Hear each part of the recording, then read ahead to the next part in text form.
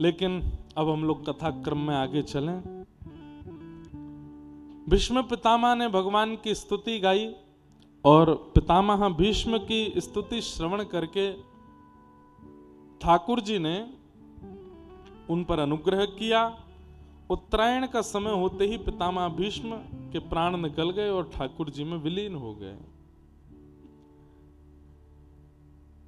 द्वारिकाधीश द्वारिका को प्रस्थान कर गए। कुछ समय बाद उत्तरा के गर्भ के बालक परीक्षित ने जन्म लिया। ब्राह्मणों ने आकर के उसका पूरा फलादेश किया, बहुत प्रशंसा करने लगे। ये बालक ऐसे नक्षत्र में ऐसे समय पर जन्मा है, ऐसा होगा, ऐसा होगा, ऐसा होगा। ये सब सुनकर के युधिष्ठिर जी महाराज बोले, महाराज इस बालक की केवल प्रशंसा किए जा रहे हो, क्या इसमें कोई दोष नहीं है? एक बात बहुत ध्यान से सुनिएगा, संसार में जन्म लेने वाला हर व्यक्ति दोष युक्त है। सबके अंदर दोष हैं, दोष विहीन कोई नहीं है संसार में। लेकिन एक बात और सुन लीजिए, बोले क्या? अत्यंत दोषी व्यक्ति भी क्यों ना हो, उसमें भी एक गुण तो होगा। मतलब गुण और दोष दोनों हमारे चित्त में विराजमान हैं। बस होता क्या है, कई लोग गुरु आश्रय में आकर के आध्यात्मिक स्थिति प्राप्त करके, व्रजमंडल से जुड़ करके, धाम तीर्थों से जुड़ करके, आचार्यों की वाणी सुन करके गुणों की संख्या बढ़ा लेते हैं, दोषों की संख्या घटा देते हैं। और कई लोग व्यसनों की तरफ जाकर के दोषों की संख्या बढ़ा लेते हैं, गुण की संख्या घटा लेते हैं। पर यह बात नक्की है, यह बात पक्की है, जिस दिन आप संपूर्ण दोषों से शून्य हो जाओगे, इस संसार में फिर नहीं दिखोगे। इस संसार में जब तक दिख रहे हो, इसका मतलब दोष है। जैसे ही दोष शून्य हुआ, विमान आ जाएगा, ले जाएगा आपको। अब इस संसार के लायक नहीं हो आप, चलो यहां से। इसका मतलब क्या है? सब में दोष है, सबके अंदर दोष है। तो युधिष्ठिर जी महाराज बोले, भगवान आप इस बालक के गुण ही गुण बताते जा रहे हो, क्या इसमें कोई दोष नहीं है? तब ब्राह्मणों ने कहा, तक्षकादात्मनो मृत्युम द्विजपुत्रोपसर्जिता प्रपत्स्यत उपश्रुत्य मुक्त संग पदम हरे। महाराज आपका ये बालक जो है ना, इसकी मृत्यु तक्षक सर्प के दंशन से होगी। एक बात ध्यान से सुनिएगा, कोई भी व्यक्ति जो सर्प दंशन से जिसकी मृत्यु होती हो, या फिर किसी भी प्रकार के जीवों के द्वारा, मच्छर ने काट लिया, मलेरिया हो गया, डेंगू हो गया, बहुत लंबे समय तक इलाज चला, नहीं बच पाए। और भी कई ऐसे होते हैं जहां पर आप कीड़े मकोड़े, जानवर आदि ऐसे लोग ऐसों के शिकार बन जाते हैं। कहते हैं, और उसमें भी विशेष रूप से सर्प का डसा हुआ व्यक्ति अगर मृत्यु को प्राप्त हो जाए तो उसको मुक्ति नहीं मिलती, उसको मुक्ति की प्राप्ति नहीं होती, उसका पुनर्जन्म होगा। तो ये बात जैसे ही ब्राह्मणों ने कही कि परीक्षित की मृत्यु तक्षक सर्प के दंशन से होगी, सुनते ही युधिष्ठिर घबरा गए। लो हो, ये आपने क्या बता दिया? और तक्षक सर्प ये तब तक नहीं डसता जब तक कोई ब्राह्मण का अपमान ना हो जाता हो। अच्छा, इसमें भी एक आचार्य चरण से मैंने सुनी हुई बात, ये जीवों के द्वारा कोई हमको हानि हो और उससे मृत्यु जब हो जाती है, ये जीव के द्वारा दी गई हानि भी तभी होती है, या तो वैष्णव अपराध बना हो, या विप्र अपराध बना हो, या स्त्रियों का अपराध किया हो। आपने किसी ब्राह्मण का अपराध किया है, या किसी वैष्णव भक्त का अपराध किया है, या कन्याओं का, स्त्रियों का अपराध किया है, तो इस प्रकार से मृत्यु प्राप्त होती है।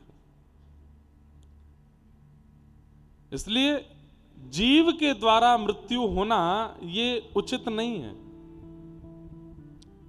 वैसे तो अकाल मृत्यु किसी भी प्रकार से हो वो उचित नहीं है, लेकिन ज्वर, पीड़ा, रोग और स्वाभाविक, ये फिर भी एक प्रकार का कारण है मृत्यु प्राप्त करने का, परंतु जीव हिंसा के द्वारा, जीव के द्वारा अगर आपके प्राण जाते हैं तो वो उचित नहीं माना जाता।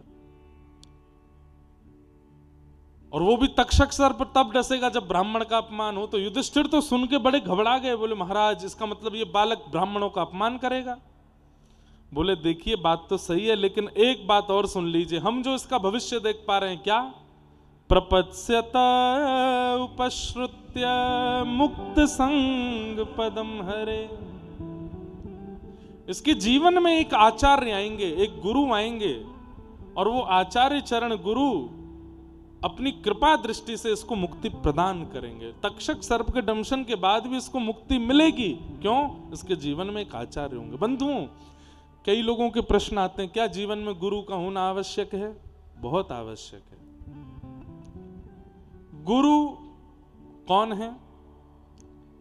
जो गु मतलब अंधकार, रू मतलब दूर करने वाला, जो अंधकार दूर करता हो, जो संसार की वास्तविकता बता देता हो, जो ठाकुर जी का परिचय करा देता हो, जो जीवन का उद्देश्य समझा देता हो, उसको गुरु कहते हैं। और वही गुरु यदि मंत्र दे करके, दीक्षा दे करके, एक प्रणाली देके, एक नियम देके आपको दीक्षित कर देते हैं, तो इसका मतलब क्या है? एक प्रकार से आपको वीजा दे दिया। अब कोई बिना वीजा के अगर विदेश जाना चाहे, नहीं जा पाएगा। पासपोर्ट तो है उसके पास, लेकिन वीजा नहीं है, एंट्री कैसे मिलेगी? गुरु क्या करते हैं? शंख चक्र अंकित करके या फिर कंठी माला प्रदान करके, जिस जिस परंपरा में दीक्षाएं होती हैं वह करके आपको योग्य बनाते हैं ठाकुर जी के। इसलिए गुरु का होना जरूरी तो है। लेकिन गुरु भी दो प्रकार के होते हैं, दीक्षा गुरु और दिशा गुरु। कई बार आप दीक्षा ग्रहण नहीं कर पा रहे तो आप दिशा तो ले सकते हो। हम 10 वर्षों से दीक्षा नहीं दे रहे थे, पिछले वर्ष इतने ज्यादा, बस कहने पर, बहुत ज्यादा कहने के बाद दीक्षा देना प्रारंभ किया। उससे पहले मन में भाव यही था कि दिशा, अभी भी मैं बहुत बचता हूं, बहुत मतलब बचने का मतलब ऐसा है कि लोग कहते हैं दीक्षा चाहिए, तो मैं कहता हूं कथा सुनो, पहले कथा सुन करके उसका पालन करना प्रारंभ करो, जीवन को वैसा बनाओ जैसा हम कथा में बता रहे हैं। दिशा से अगर आप योग्य बन गए तो दीक्षा अपने आप हो जाएगी। तो गुरु का होना आवश्यक तो है। गोपियों के रास बिहार के बीच से ठाकुर जी अंतर ध्यान हो गए, क्योंकि गोपियां बिना गुरु के आई हैं। गुरु कौन है? श्री राधा रानी। और तब विरह करते करते करते करते जब किशोरी जी की शरण में गई, किशोरी जी ने कहा गोपी गीत गाओ, गोपी गीत गाया, तुरंत ठाकुर जी फिर प्रकट हो गए। इसका मतलब क्या है? गुरु होना आवश्यक है। पर गुरु बनाए किसको? आजकल प्रभाव देख करके आकर्षण बन जाता है, दिख जाता है कि ये प्रभावशाली हैं, इनके बहुत फॉलोअर्स हैं, इनका बढ़िया चल रहा है, इस वक्त इनकी सब कथा सुन रहे हैं, इनको गुरु बनाओ। ऐसे लोग ज्यादा आते हैं हमारे पास। प्रभाव देख करके गुरु नहीं बनाना है, स्वभाव देख करके गुरु बनाना है। और गुरु कौन है? परिचय ले लीजिए। गुरु वही जो हरि सो मिलावे, जो अपने तक सीमित रखे, वो गुरु नहीं। स्वयं तो मध्यस्थ रहा, लेकिन आपको ठाकुर जी से मिला दिया, वो गुरु। जिसकी वाणी सुनकर, जिसके वचन सुन के, जिसकी उपस्थिति होते ही, जिसका दर्शन करके ठाकुर जी प्रिय लगने लगे, वो गुरु है। जिसकी उपस्थिति होते ही, जिसकी वाणी सुनते ही, जिसकी कथा श्रवण करते ही, जिसका दर्शन करते ही धाम प्रिय लगने लगता हो, वो गुरु है। अरे जिसकी उपस्थिति होते ही, जिसको प्रणाम करते ही अपने दोषों को त्यागने की इच्छा प्रकट होने लग जाती हो, वो गुरु है। कितने सारे बालक ऐसे हैं, हमारे शिष्य भी हैं, क्या व्यसन नहीं था जो नहीं किया उन्होंने, लेकिन सब छोड़ दिए। और 2-3 तो मुस्लिम भी हैं जिन्होंने दीक्षा ग्रहण की अपने घर से छुप करके, घर वालों से बच करके। वे लोग रात्रि 2 बजे 3 बजे उठ करके नाम जप करते हैं, 3-4 बजे उठ करके तिलक स्वरूप लगाते हैं, ठाकुर जी की सेवा करते हैं, घर वालों के उठने से पहले नहा धो के फिर सो जाते हैं, घर वालों को पता ही नहीं चलता। अंतर्निष्ठ भक्ति करते हैं। ऐसे ऐसे भी भक्त हैं। गुरु वही जो हरि सो मिलावे, गुरु वही जो सदमार्ग दिखावे, गुरु वही जो स्वयं से परिचय करा दे, आपका आपसे परिचय करा दे, और गुरु वही जो सब छोड़ के वृंदावन में बसा दे, वो गुरु है। बस मन करता है कि चलें अब। रहते तो अलवर हैं, लेकिन प्राण हमारा वहां बसत है, प्राण हमारा वहां बसत है। यहाँ तो खाली खो, यहाँ तो खाली को, ओ मात पिता परिवार सोई है, मात पिता परिवार सोई है। ओ कहिए तिनका तोड़ वाला, कहिए तिनका तोड़। अरे हाँ मैं बैरागन हूँगी, मैं बैरागन हूँगी। लाला बैठ जाओ, अभी हम नहीं गाएंगे, कथा बहुत बच्ची है। हो बाला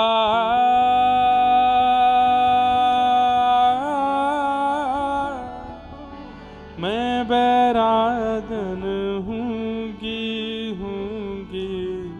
मैं बैरागन हूँगी, मैं बैरागन हूँगी।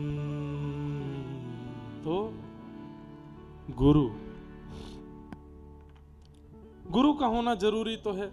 तो एक गुरु, एक आचार्य इसके जीवन में आएंगे और वो आकर के इसको मुक्त करके जाएंगे, भले ही तक्षक सर्प डसे इसको।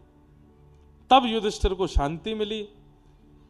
परीक्षित जी का जन्म हुआ, धीरे धीरे परीक्षित बड़े हुए। एक दिन अर्जुन ने खबर आकर के बताई कि द्वारिकाधीश कृष्ण अपनी लीला पूरी करके चले गए। पांडवों ने परीक्षित को राज्य गद्दी पर बिठा दिया और स्वयं स्वर्गारोहण को चले गए। परीक्षित का विवाह हुआ, जन्मेजय आदि पुत्र हुए। एक दिन आखेट को वन में जा रहे थे, उससे पूर्व इन्हें कलयुग मिला। और वो कलयुग क्या कर रहा था? एक बैल वृषभ के 3 पैर काट चुका था, 4था पैर काट रहा था कलयुग।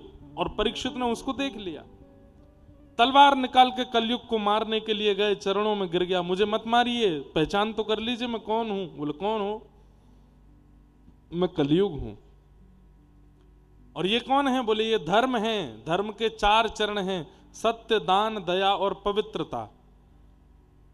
हर युग में एक चरण कट जाता है। तो दान, दया और पवित्रता, ये 3 चरण कलयुग में नहीं है धर्म के, केवल एक चरण है सत्य।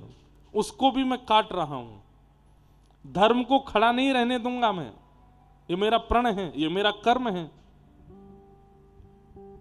राजा परीक्षित ने तलवार निकाल के उसका वध करना चाहा। बोले भगवान, ब्रह्मा का बनाया हुआ नियम है, सतयुग के बाद त्रेता, त्रेता के बाद द्वापर, अब मेरी बारी है, आप मुझे मार नहीं सकते। परीक्षित बोले तो कोई उपाय बताओ, मैं तुमको जीने तो नहीं दूंगा। तब कलयुग ने कहा आप एक काम कर दीजिए। बोले क्या? मुझे कुछ स्थान दे दीजिए, मुझे कुछ स्थान दे दीजिए और कह दीजिए मैं वहीं रहूंगा। आप देख लीजिए, जो स्थान देंगे मैं वहीं रहूंगा, उससे बाहर नहीं जाऊंगा। 5 स्थान कलयुग को प्रदान किए। कितने बड़े आश्चर्य की बात है। 5 स्थान हैं कलयुग के पास, लेकिन फिर भी कलयुग का प्रभाव पूरे विश्व पर है। इसका मतलब इन 5 स्थानों में से किसी एक स्थान में सही हमारा प्रवेश है। द्यूतम मानम स्त्रियः सूना, ये पहले 4 स्थान दिए। और पुनश्च याचमानाय जात रूप मदात प्रभु, 5 स्थान, जिसमें पहला स्थान है द्यूतम यानी कि जुआ। और एक बात बोल दूं आपको, पाप का एक स्वभाव है जब तक आपने सुना ना हो कि ये करने से पाप होता है, तो कई बार पाप 90% नहीं लगता, 10% लगता है। जैसे छोटे बालक कभी कभी जीव हिंसा कर देते हैं, किसी छोटे कीड़े वगैरह को पकड़ के मार देते हैं। अब उनको पता नहीं है कि ये पाप है, तो उनको पाप नहीं लगता। लेकिन जब पता चल जाता है, थोड़े बड़े हो जाते हैं, उनको बता दे भाई ये पाप है, नहीं करना, उसके बाद यदि मारें तो पाप लगता है। पता होने के बाद पाप 100% लगता है, और पता ना होने पर 10% लगता है। अब तक आप यदि ये पांचों क्रिया करते आए थे तो कोई दिक्कत नहीं थी, लेकिन अब अगर की आज सुनने के बाद तो 100% पाप लगेगा। इसलिए या तो पहले ही चले जाओ कि सुनना ही ना पड़े, लेकिन जब उठ के जाओगे तो थोड़ा ये सोच लेना, जब उठ के जाओगे तो लोग बाग देखेंगे नहीं, बताओ देखो पाप करना इसको ज्यादा जरूरी है, उठ के जा रहा है, तो उठ के मत जाओ, बैठे रहो, जबरदस्ती सुन के जाओ, कान खोल के सुनो। सबसे पहला कलयुग का निवास स्थान है द्यूतम, यानी कि जुआ। उसमें कलयुग निवास करता है। जुआ का मतलब कोई खेल नहीं होता, जुआ का मतलब जहां पर धन दांव पर लगा दिया जाए वो जुआ है। अब चाहे वो जहां भी हो, जहां पर धन दांव पर लगा है वो जुआ है। द्यूतम। दूसरा स्थान पानम, मदिरा पान, पीला पानी पीते हैं लोग, उसमें कलयुग का निवास है। उसके साथ साथ ये नशीले जितने भी पदार्थ हैं उनका सेवन करना, उसमें कलयुग का निवास है। द्यूतम पानम स्त्रिय, विवाह लिया, अग्नि के फेरे, पति पत्नी हो गए, उसके उपरांत भी पर स्त्री के प्रति या पर पुरुष के प्रति भाव रखना, इसमें कलयुग का निवास है। और हिंसा में कलयुग का निवास है। विवाद करना, जबरदस्ती की लड़ाइयां करना, कलेश करना, किसी के साथ लड़ना झगड़ना, बहुत ज्यादा उपद्रव करना, इसमें कलयुग का निवास है। और पांचवा और अंतिम स्थान है बिना मेहनत के धन कमाना, बिना परिश्रम के धन अर्जन करना। ये पंच स्थान है। आप में से कई लोग हंस गए और बोले कि हम तो गए ही नहीं पांचों में से। ऐसा हो ही नहीं सकता, ऐसा हो ही नहीं सकता। इन पांचों में से कहीं तो हाथ पैर या उंगली घुसी हुई है, तभी कलयुग का प्रभाव हो रहा है। या तो धन दांव पर लगा है, या फिर हमारा मुख का भोजन शुद्ध नहीं है, पानम में लगे हुए हैं, कोई नशीला पदार्थ आदि कुछ सेवन करते हैं। तीसरा, पर स्त्री या पर पुरुष के प्रति भावना रखते हैं, पतिव्रता या पत्नी व्रत नहीं है। आपको बताएं, दुनिया में सबसे बड़ा व्रत यदि कोई है, एक ही है, पतिव्रत और पत्नी व्रत।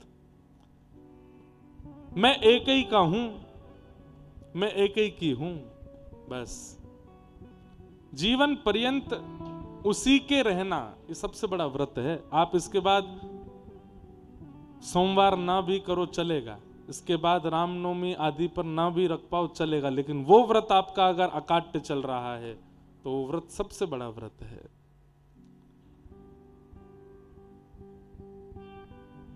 स्त्रिय, सूना, हिंसा ना करना। कई लोग हैं छोटी छोटी बात पर विवाद करते हैं, लड़ते हैं, झगड़ते हैं, उनको आनंद आता है, उनको मजा आता है कि लड़ाई हो, इसका मूड फूटे, दो चार लोग भिड़ जाएं आपस में, इसके कपड़े फटें, इसके बाल खींचें, पुलिस आवे, थोड़ी लाठी बरसे, तब तो थोड़ा मजा आवेगा। कई लोग ऐसे होते हैं। कथा में भी कई लोगों का ऐसा भाव होता है, महाराज जी ज्यादा रस की बातें नहीं, थोड़ा मार धाड़ भी थोड़ी सुनाया करो। भीम दुर्योधन का युद्ध कैसा हुआ, गदा वदा कैसी चल रही थी, बाण वाण उठा करके कैसे चलाए गए, थोड़ा ये भी। कई लोग पिक्चर और वो देखते हैं, उसमें भी उनको वही देखनी जिसमें जो है थोड़ी मारपीट हो रही हो, वो वाली पिक्चर दिखाओ जिसमें थोड़ी मारपीट हो, खून खराबा हो रहा हो। अरे आप करते नहीं है लेकिन आपको देखना प्रिय है, तो भी आप उस स्थिति में हो। हिंसा। द्यूतम पानम स्त्रियः सूना, और 5वां है बिना मेहनत के कमाया गया धन। इसमें तो लगभग हम सब हैं, बिना मेहनत के कमाए गए धन में हम सब हैं। हमारे पूज्य नाना जी कहते थे, लाला हम कथा वक्ता हैं, हमको सहज में ही लोग कुछ भी दे जाते हैं, तो बोले इसकी भरपाई केवल ये होगी कि खूब मेहनत करके ठाकुर जी का मंगल मंगल यश सुना करके भक्त बनाओ, तो ही तुम धन पचा पाओगे, नहीं तो नहीं पचा पाओगे। बिना मेहनत के कमाए गए धन में कलयुग का निवास है। इन 5 स्थानों से जो व्यक्ति बच गया उस पर कलयुग का कोई प्रभाव नहीं पड़ेगा, नहीं होगा। द्यूतम पानम स्त्रियः सूना, यत्रा धर्मश्चतुर्विधः पुनश्च याचमानाय जात रूप मदात प्रभो। ये 5 स्थान कलयुग को दे दिए और कहा इन 5 जगह पर रहना। कलयुग बोला धन्यवाद। लेकिन इतना हंस करके कलयुग जा रहा था। परीक्षित बोले मैंने 5 छोटे से स्थान दिए फिर भी तुम हंस रहे हो। बोले देखना प्रभु, कलयुग जब प्रचंड स्थिति में आएगा, ये 5 स्थान से बाहर नहीं जाऊंगा मैं, फिर भी लोग मेरा ही आस्वादन करेंगे, मेरे ही आश्रय में रहेंगे। बंधुओं, मैं आप सब लोग तो कथा सुनने वाले लोग हैं, हम लोगों को ज्यादा नहीं पता, लेकिन आप संसार में बाहर निकल करके देखो, कई देश ऐसे हैं, कई नहीं लगभग देश ऐसे हैं, वहां पर बिना मांस के भोजन ही नहीं होता है। वहां पर प्यास भी शराब से ही बुझाई जाती है। वहां पर पीना, आज पहले ब्याह होते थे तो लड़की के माता पिता देखते थे कि व्यसनी नहीं होना चाहिए, व्यसनी नहीं होना चाहिए जिससे हमारी बेटी का ब्याह हो। और अब अगर माता पिता को कोई जाके बता देना, बोले तुमने अपनी बेटी का जहां ब्याह पक्का किया है ना, वो लड़का थोड़ा कभी कभी पी लेता है, अब कभी कभी तो चलता है, आजकल का जमाना है, क्या करें, और करने दो, कोई बात नहीं। ये सुनकर के मैं बहुत आश्चर्यचकित होता हूं। अरे अंदर की बातें तो आपको पता ही नहीं है, हम तो युवाओं के बीच में रहते हैं। जैसी संबंध पक्का होता है, लड़का लड़की आपस में बात कर लेते हैं और धीरे धीरे 2-3 दिन बाद उनकी बातचीत होती है, तो फिर वो पूछना शुरू करते हैं और कुछ आपकी हॉबी। बोले देखो अब तो तुम मेरी मित्र बन गई हो, हमारा विवाह भी होने वाला है, तुमसे क्या छुपाऊं, ये वाला हमको पीना अच्छा लगता है। फिर वो सामने से कहती मैं कॉल करूं, और करो, ये सेम मुझे भी पसंद है, दोनों पिया करेंगे। अब एक विवाह में हम गए थे और माताजी पिताजी हमारे अच्छे श्रोता थे, उनके पुत्र के ब्याह में गए, तो जैसे ही मंच पे फोटो खिंचाने गए तो दुल्हा दुल्हन दोनों से दुर्गंध आ रही थी। मैंने कि दोनों पिए खड़े हैं, बताओ अब मैं क्या बोलूं वहां पे। ऐसी स्थिति होती जा रही है संसार की। बहुत भयावह समय आएगा बंधुओं, कुछ समय बाद ऐसी स्थिति आने वाली है कि हम क्या बताएं, आपको कुछ कह नहीं सकते हैं। बस अभी जो समय है, इस समय में हरि नाम लेकर के, गोविंद नाम लेकर के, कृष्ण नाम लेकर के बस इस संसार से जल्दी निकल लो, यहां से जल्दी निपट लो। ये संसार में दोबारा आना नहीं है, बहुत खतरनाक है ये संसार। हरि नाम से तेरा काम बनेगा, हरि नाम से तेरा काम बनेगा, हरि नाम ही तेरे साथ चलेगा, हरि नाम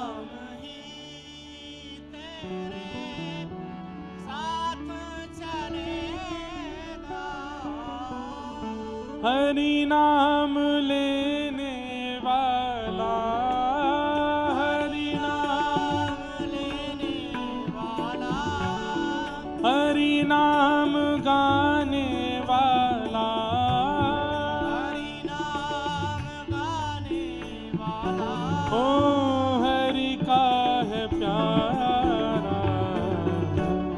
हरि का भजन करो, हरि है हमारा। ऐसे भजन करना हो तो मत करो, करताल बजा के करो।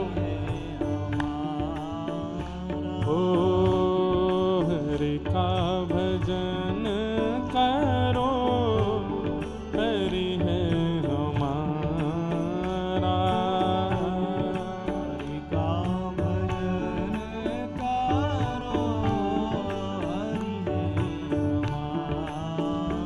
हे हरि नाम लेने वाला, हरि नाम लेने वाला, हरि नाम गाने वाला, हरि नाम गाने वाला, ओ हरि का है प्यारा,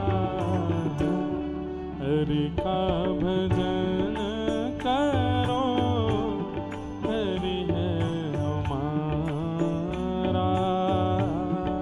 हरि का भजन करो, हरि है हमारा।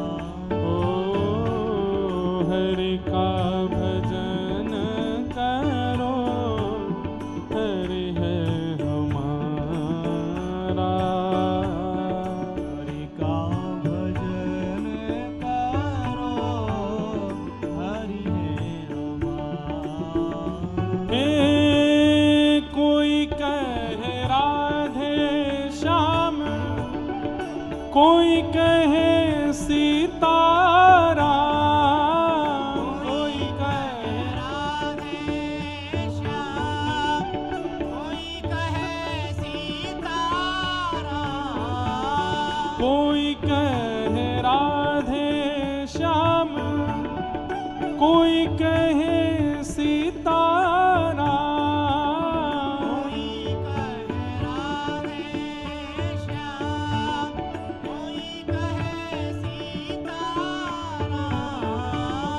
कोई गिरधर गोपाल, कोई राधा माधव लाल, गिरिधर गोपाल, कोई राधा माधव लाल, यही हरि दीन बंधु, यही हरि दीन बंधु, यही हरि करुणा सिंधु, यही हरि करुणा सिंधु।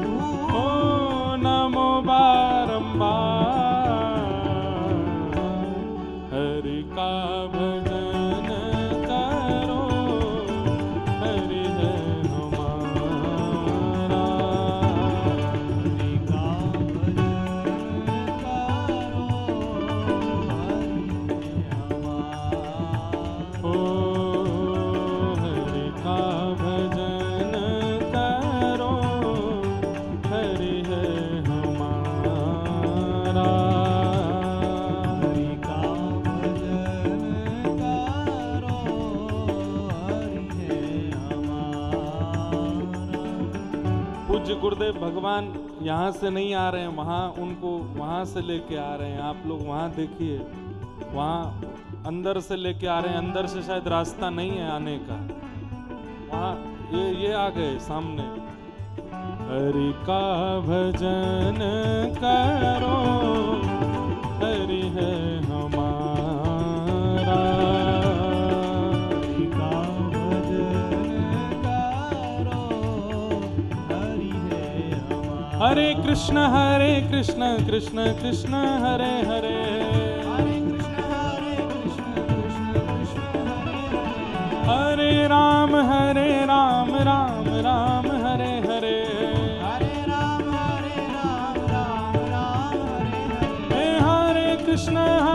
कृष्ण कृष्ण कृष्ण हरे हरे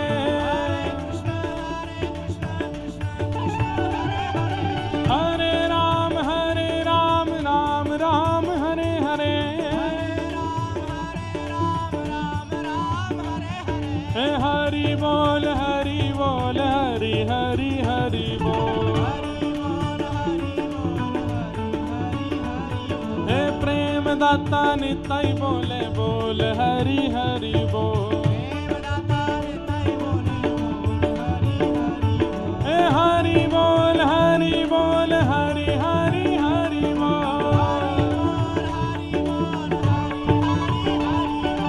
हरि बोल हरि बोल हरि हरि हरि बोल हे हरि बोल हरि बोल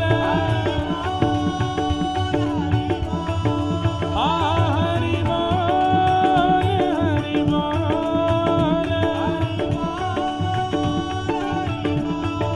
हे मुकुंद माधव हरि हरि बोल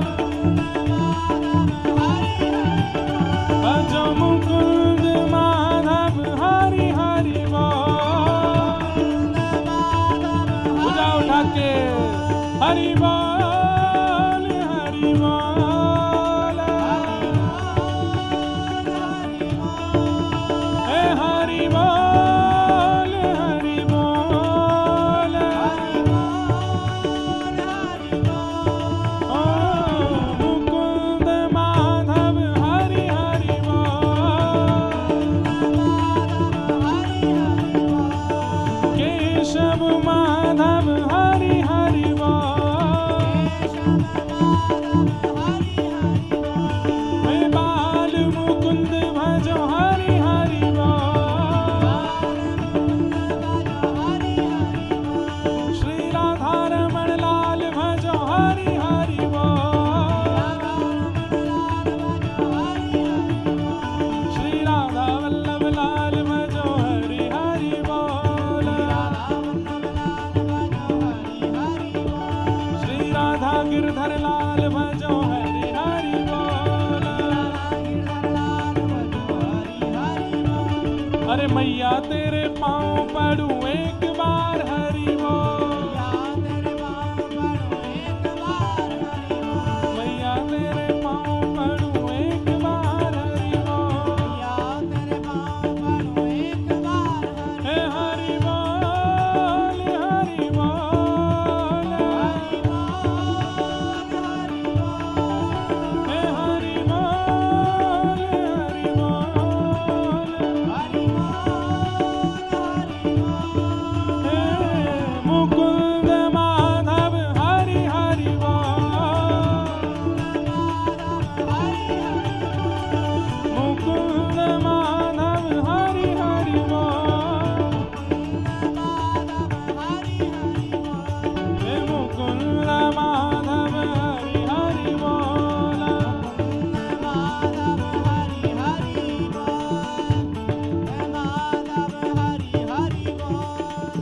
मुकुंद माधव हरि हरि बोल मुकुंद माधव हरि हरि बोल मुकुंद माधव हरि हरि बोल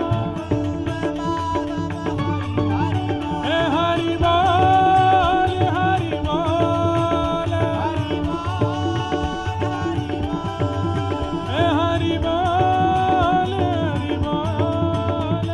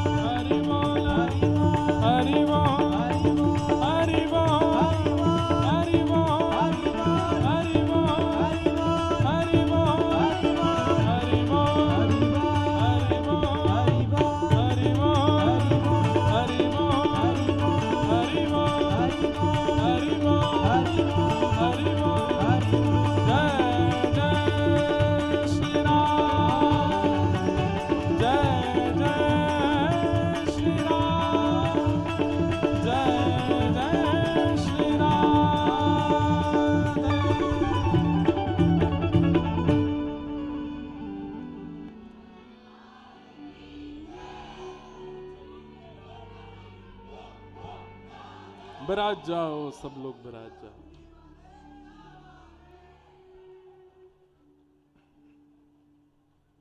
हरि का भजन करो,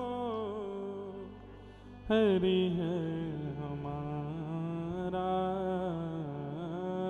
हरि का भजन करो, हरि है हमारा। तो हरि नाम ही है जीवन में जिसके आश्रय से सब संभव हो सकता है। परीक्षित जी को 7 दिन में मरने का श्राप लगा तक्षक सर्प के दंशन से। सुखदेव जी ने आकर के मुक्ति ना मांग करके भक्ति का मार्ग बताया। भक्ति की याचना जब की है तब भागवत सुनाई है। मुक्ति सब चाहते हैं, मुक्ति सब चाहते हैं। संसार का हर व्यक्ति चाहता है कि मेरी मुक्ति हो, हम जितने दिन रहें सब प्रसन्न रहें, जब मरें तो मुक्ति हो जाए, सबकी इच्छा रहती है। परंतु वृंदावन से संबंध रखने वाले और श्रीमद् भागवती वार्ता में प्रविष्ट हो जाने वाले फिर धीमे धीमे मुक्ति से भक्ति की याचना करने लगते हैं। मुक्ति नहीं, हमें भक्ति चाहिए, हमें प्रेम चाहिए, हमें रस चाहिए, हमें प्रिया प्रियतम का, हमें वृंदावन चंद्र का वह अनुभव चाहिए जो गोपियों ने किया है, जो उद्धव ने किया है, जो अर्जुन ने किया है, जो सुदामा ने किया है, जो कलयुग में नरसिंह मेहता ने किया है, सूरदास, कुम्मन दास आदि आदि भक्तों ने किया है, वह अनुभव चाहिए।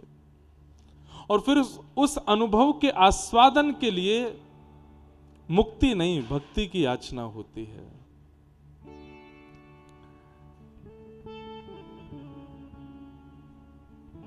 परीक्षित जी महाराज को श्री सुखदेव जी महाराज आदि आदि प्रसंग श्रवण करा रहे हैं। देवभूति माता का कर्दम ऋषि के साथ में विवाह हुआ और इनके संतान के रूप में भगवान कपिल का प्रादुर्भाव हुआ। बोलो कपिल भगवान की।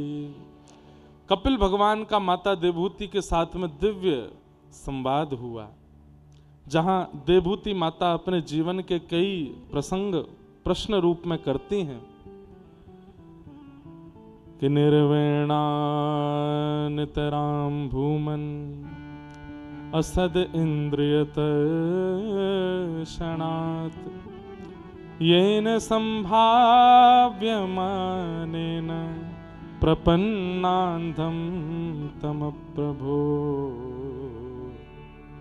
निर्वेणा नितराम भूमन असद इंद्रिय दर्शनात्। ठाकुर जी से पूछ रही हैं ऐसा कोई उपाय बताइए जिससे मेरी सारी इंद्रियां इच्छा रहित हो जाएं। आंखों को देखने की इच्छा होती है, सुंदर सुंदर देख, कितना भी सुंदर दिखा लो लेकिन इच्छा कभी पूरी नहीं होती, 4 दिन बाद फिर होने लगती है। जीव को कुछ भी पवा दो लेकिन कुछ दिन बाद जीव की पुनः इच्छा प्रकट हो जाती है। हाथों को कितना भी सुंदर स्पर्श करा दो पर कुछ समय के पश्चात यह त्वचा भी स्पर्श की कामना करने लगती है। और इन्हीं इच्छाओं की पूर्ति में ही हमारा जीवन निकल रहा है। कोई व्यक्ति नेत्र सुख में ही जीवन निकाल रहा है, कोई व्यक्ति स्वाद के सुख में ही जीवन निकाल रहा है। एक बार एक व्यक्ति हमारे जीवन में ऐसे मिले, उनके साथ में एयरपोर्ट जा रहा था, सुबह सुबह नाश्ता किया, खूब पेट भर के आलू के परांठे खाए, हमने भी पाए उन्होंने भी पाए। तो दूर था एयरपोर्ट, 100 किलोमीटर था, तो बीच में एक जगह रुके निवृत्त होने के लिए। तो जैसे ही हम बाहर आए तो वो सेठ जी चक्कर लगा रहे थे बाहर। मैंने क्या हो गया? बोले महाराज जी पोहा की सुगंधी आ गई है, थोड़ा चल के जगह बना रहा हूं पेट में।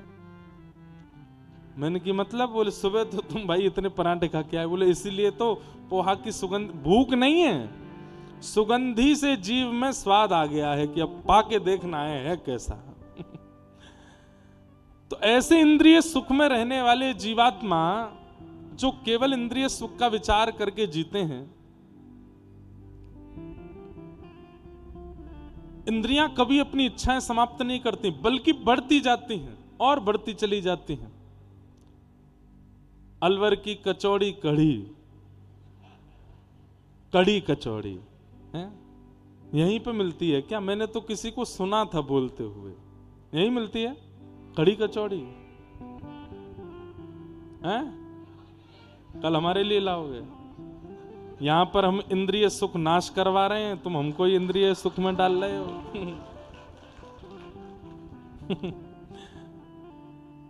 कितनी भी खा लो, मन भरेगा? नहीं भरता। भरता है जब खा लेते हैं तब भरता है, पर शाम तक, एक दिन बाद, 2 दिन बाद पुनः इच्छा प्रकट होती है और फिर वो बढ़ती ही चली जाती है, वो कभी समाप्त नहीं होती। इंद्रिय इच्छा ऐसे है जैसे अग्नि, और उसकी पूर्ति ऐसे है मानो जैसे घी, जितना डालोगे अग्नि और तेज होती है। और दिक्कत तब होती है जब बुढ़ापा आ जाता है, बीमारियां लग जाती हैं, इंद्रियां शिथिल हो जाती हैं, उस समय इच्छाएं बहुत होती हैं पर कर कुछ नहीं पाते, फिर उदास, हताश और बीमार रहने लगते हैं। इन सब के चलते भजन नहीं बन पाता। हे नाथ, हम अपनी इंद्रियों को सुख देते देखते, इंद्रियों की इच्छाएं पूरी करते करते हार गए, लेकिन ये इच्छाएं पूरी नहीं हो रही। इन इंद्रियों की इच्छा पूर्ति करने का कोई उपाय हो तो वो बताइए। मैं इन असद इंद्रियों की इच्छा पूरी कैसे करूं? श्री भगवान उवाच, भगवान इसका उत्तर दे रहे हैं। योग आध्यात्मिकः पुंसां मतो निःश्रेयसाय मे, अत्यंतो परतीर्यत्र दुःखस्य च सुखस्य च। मां, एक ही तरीका है, सत्संग। जल्दी दे जाओ, सत्संग।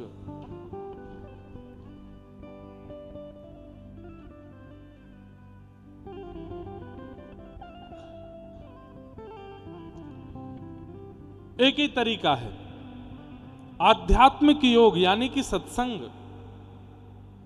व्यक्ति अगर अपना संग सुधार ले, उसको सत बना ले, तो हो सकता है कि उसकी इंद्रियों की इच्छाएं धीरे धीरे समाप्त होने लगे। बहुत सावधानी से सब लोग इधर देखो, कथा श्रवण करो ध्यान से। आप कितना भी व्यसन करते हैं, अब कोई व्यक्ति तंबाकू खाता है, कोई उल्टा सीधा कुछ और कुछ भी करता है, 4 संत अगर उसके जीवन उसकी गाड़ी में आके बैठ जाएं, भैया चलो हमको तुम डीग तक छोड़ देना, वो अलवर से डीग तक जहां वो 3-4 पुड़िया खाने की उसकी आदत है, खाएगा? नहीं खा सकता। इच्छा बहुत होगी, लेकिन उसकी अंतरात्मा कहेगी, अरे पापी, बगल में देख कौन बैठा है, यहां नहीं खाना है, इनके सामने नहीं खाना है। सोचिए, अलवर से डीग तक आपकी गाड़ी में बैठने वाले एक महापुरुष के कृपा से, उनकी केवल बैठने मात्र से आप व्यसन का त्याग कर रहे हो। यदि संपूर्ण जीवन में एक महापुरुष आ जाए तो क्या व्यसन नहीं जाएगा? क्या व्यसन नहीं छूटेगा? सत्संग, सत्पुरुषानाम संग इति संग, सत्संग। एक सत्पुरुष का जीवन में आना, उसको सत्संग कहते हैं।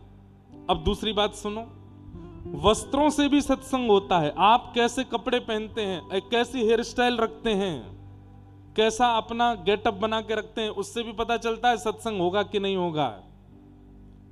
बहुत स्टाइलिश रहते हैं महाराज, बालों में 5 प्रकार के रंग लगवाते हैं, आगे कुछ पीछे कुछ।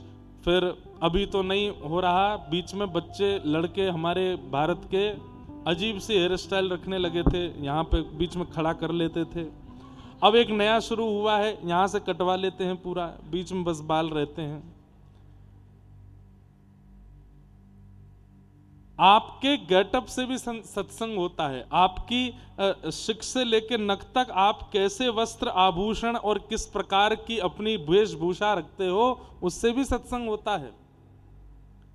आप अलवर के चौराहे पर जाकर के पानी पूरी खा लीजिए, आपको पानी पूरी वाला खिला देगा, लेकिन हम चले जाएं तो पानी पूरी वाला पता क्या बोलेगा, महाराज जी 1 मिनट रुको, क्या कर, पहले बर्तन धो लूं, सारे हाथ साफ कर लूं, पूरी अपनी दुकान स्वच्छ कर दूं। क्यों? आप धोती बगलबंदी में दिख रहे हो, आपके सिर पर उर्दपुंड है, शिखा है, और नहीं तो हो सकता मना भी कर दे कि महाराज रिसेंट अभी मैं इंदौर से वापस आ रहा था दिल्ली, तो जो भोजन परोसने वाले होते हैं सबसे वेज नॉन वेज पूछता है, हमसे सीधे ये पूछेगा फ्रूट प्लेटर लेके आऊं आपके लिए, आप तो फल खाएंगे। क्यों? वस्त्रों से उसको सावधानी हो रही है कि ये व्यसनी नहीं हो सकते, ये व्यभिचारी नहीं हो सकते। इसका मतलब क्या है? वस्त्र भी सत्संग कराते हैं, वस्त्रों से सत्संग होता है, व्यक्तियों से सत्संग होता है। ये सब सत्संग का स्वरूप है। ठाकुर जी कह रहे हैं मैया जैसा संग होगा वैसी मन की स्थिति बनती चली जाएगी। आप इंद्रियों को दोष दे रही हैं कि आंख, नाक, जीव, कान आदि इनकी इच्छा पूरी करते करते मैं हाथ चुकी। इनकी कोई इच्छा नहीं होती कभी भी, इच्छा मन की होती है। और मन को सुधारने का एक ही तरीका है, उसका संग सुधार दो। बंधुओं, सत्संग ना कर सको कोई बात नहीं, लेकिन कुसंग मत करना, इसका ध्यान रखो। कल को अलवर में कोई कथा हो, आप नहीं जा पा रहे, कोई दिक्कत नहीं है, लेकिन जहां गैर भक्ति के कार्यक्रम चल रहे हों, कम से कम वहां बिल्कुल मत चले जाना। कुसंग मत करो, भले सत्संग ना बन पा रहा हो। कुसंग का त्याग सबसे बड़ा सत्संग है।